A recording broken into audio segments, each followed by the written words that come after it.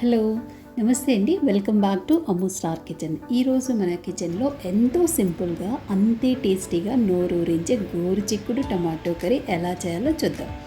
ఇది అన్నంలోకైనా చపాతీలోకైనా చాలా బాగుంటుందండి. మరి ఆలస్యం ఎందుకు, ప్రాసెస్లోకి వెళ్దామా? ముందుగా గోరుచిక్కుడు కాయలను శుభ్రంగా కడిగి ఇలా చిన్న చిన్న ముక్కలుగా కట్ చేసి పక్కన పెట్టుకోవాలి.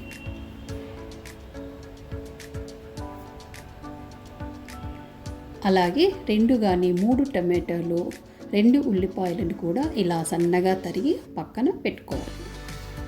ఇప్పుడు స్టవ్ వెలిగించి కుక్కర్ పెట్టుకొని అందులో 2 నుంచి 3 చెంచాల నూనె వేయండి. నూనె వేడెక్కాక ఆవాలు, జీలకర్ర, మినపప్పు లాంటి పోపు దినుసులన్నీ వేసి వాటితో పాటే కాస్త కరివేపాకు, ఎండుమిర్చి కూడా వేసి చక్కగా వేయించుకోవాలి.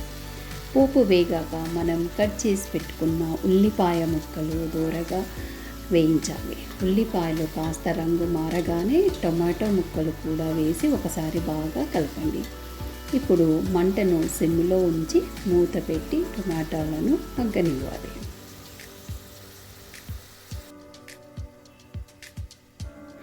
ఇప్పుడు మూత తీసి చూసి టొమాటోలన్నీ చక్కగా మగ్గిపోయాయండి.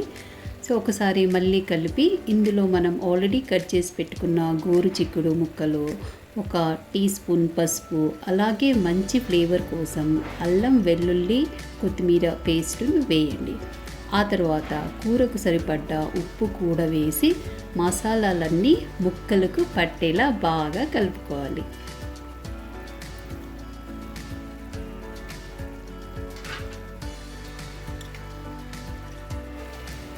మళ్ళీ మూత పెట్టి చిన్న మంట మీద ఒక 2 నిమిషాలు మగ్గనివ్వండి.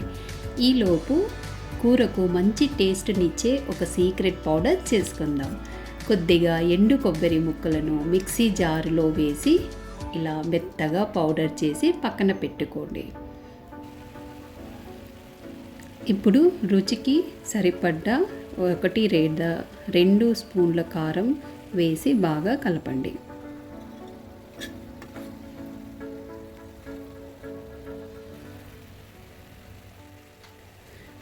ఆల్రెడీ గ్రైండ్ చేసి పెట్టుకున్న ఎండు కొబ్బరి పొడిని కూడా ఇందులో వేసి ముక్కలకు బాగా పట్టేలా చక్కగా కలుపుకోవాలి.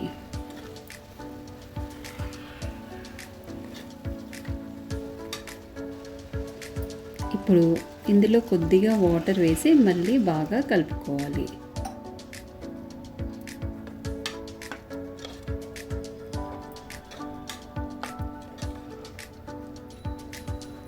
ఇక ఈ కూరకు అసలైన టేస్ట్ ఇచ్చేది ఇక్కడే ఉందండి. ధనియాలు, వెల్లుల్లిపాయలు కలిపి దంచి వెల్లుల్లి ధనియాల పొడిని ఇందులో వేస్తున్నాను.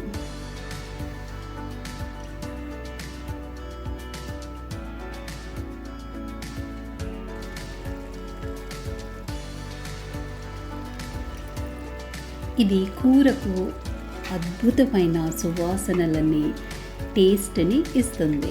ఈ పొడి కూడా వేసి బాగా మిక్స్ చేసుకోవాలి. చివరగా మళ్ళీ కొద్దిగా వాటర్ పోసుకొని కుక్కర్ మూత పెట్టి 2 నుంచి 3 విజిల్స్ రానివ్వండి.